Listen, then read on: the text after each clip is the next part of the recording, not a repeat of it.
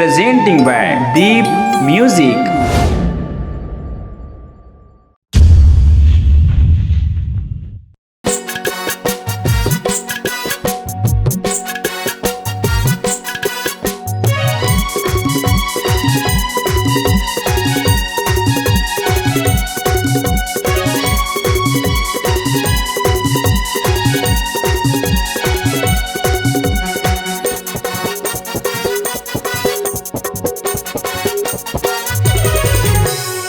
सादा के चश्मा करे अपन बसमा, सादा के चश्मा करे अपन बसमा, जीन्स टॉप लगाए रे माँ कसम ये पूरी जवानी गली गली मगदर मचावत रे माँ कसम ये पूरी जवानी गली गली मगदर मचावत रे।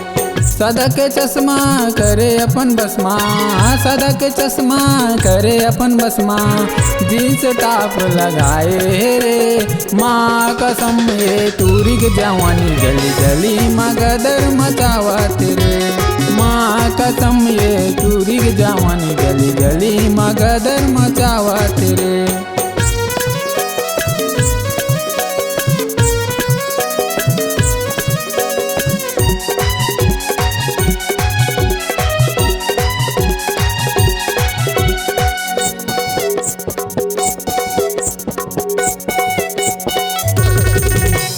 छोटे छोटे कपड़ा ये कर दिखते गजाला, काकर मुँह गाज गिराही लागत है मधवाला।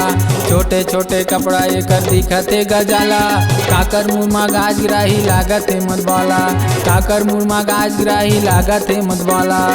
गाँव गली माँ गदर मचा के, गाँव गली माँ गदर मचा के करही भारी बवाल रे माँ कसम ये टूरी की जवानी गली गली मगदर मचावत रे माँ कसम ये टूरी की जवानी गली गली मगदर मचावत रे।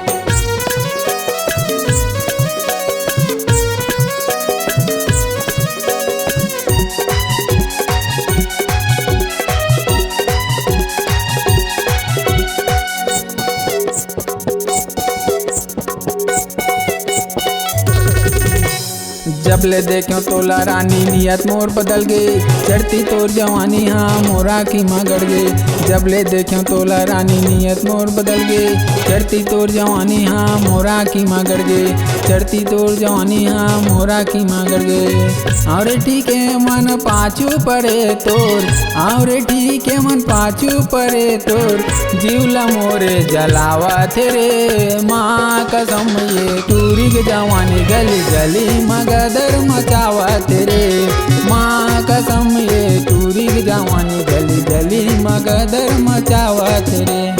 सादा के चश्मा करे अपन बसमा, सादा के चश्मा करे अपन बसमा, जीन्स टॉप लगाए रे माँ कसम ये टूरी की जवानी गली गली मगदर मचावत रे माँ कसम ये टूरी की जवानी गली गली मगदर मचावत रे गली गली मगदर मचावत रे गली गली मगदर मचावत रे गली गली मगदर मचावत रे गली गली मगदर मचावत रे। नमस्कार दोस्तों, नए नए छत्तीसगढ़ी गाने सुनने और देखने के लिए हमारे दीप म्यूजिक चैनल को अभी सब्सक्राइब करें और बेल आइकॉन के बटन को क्लिक करें।